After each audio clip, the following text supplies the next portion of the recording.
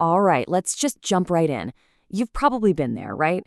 That moment when you're facing a blank page or an empty timeline, and you're hit with a creative prompt so huge, it's completely paralyzing. Today, we're going to take on one of the biggest prompts you could ever imagine and actually break down how you'd even begin to tackle it. And here it is. Create a documentary video on World War II. It sounds so simple, doesn't it? Just 5 little words. But that sentence, it's an absolute ocean of stories, of conflict, of human experience. This isn't just a topic. Honestly, it's kind of like a creative black hole that will just swallow you whole if you don't have a solid plan. No, really, think about it for a sec. Where would you even start? The politics? The battles? The home front? Do you start in Europe or maybe the Pacific?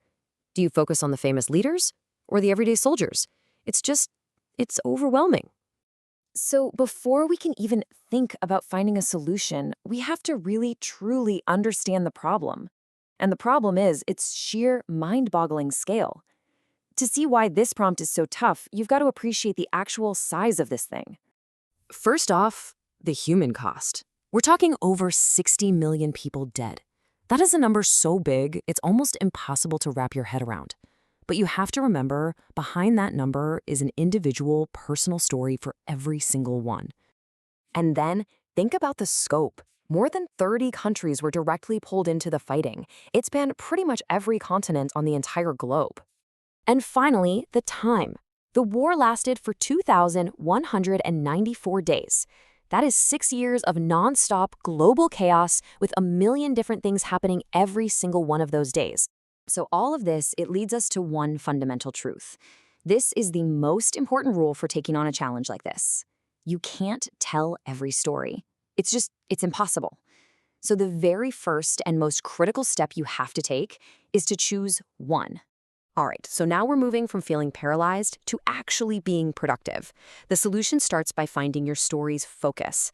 It's all about taking that massive, epic war and finding one single, personal, and most importantly, manageable thread that you can pull on. So how do you actually find that focus? Well, you could build your entire film around a single person, like a soldier or a scientist. Or maybe you zoom in on one specific event, like a famous battle or daring rescue. You could even tell the story of the war through a key piece of technology like radar or the atomic bomb. Or you could explore a powerful theme like resistance or propaganda. And check this out. This is a perfect example of what I'm talking about. On one hand, you could make a film about the Enigma machine. That's a big, broad story about technology and intelligence and grand strategy. Or you could make a film about a nurse's diary, a deeply personal, intimate story about one person's experience. Both are incredible ideas. Both are documentaries about World War II. But the reason they work is because they are focused. And that's really the main takeaway here. A powerful documentary doesn't try to tell the whole story. It tells one story, and it tells it exceptionally well. That specificity, that's your secret weapon. Okay, so you did it. You picked your story. Maybe it's about the code breakers at Bletchley Park, or maybe it's about the invention of penicillin. So, now what? See, having a focused story is absolutely essential, but it's not quite enough. You need to give that story a shape. It's time to choose your narrative arc. Narrative arc might sound a little fancy, but it's really just the structure of your story. Think of it like the skeleton that everything else hangs on. It's the path you lay out to guide your audience from the very beginning to the very end, making sure they can follow along and really feel the journey. Now, the most reliable go-to structure for a historical story is the chronological arc. It's a classic for a reason. It just plain works. You start with the setup. You show the world as it was before your main events kick off. Then you dive into the conflict. That's the core struggle, the main challenge. And finally, you land on the resolution, where you show the outcome and explain, why it all mattered. So, let's recap. You've got your focused story. You've got your structure. Now comes the really cool part. You need to actually build that world for your audience. And you do that by gathering the historical evidence, the raw materials of your documentary. These right here are your building blocks. You've got archival footage, which literally puts the viewer right there in the moment. You've got personal letters and diaries that give you the human voice, the emotional core. Expert interviews provide that all-important context.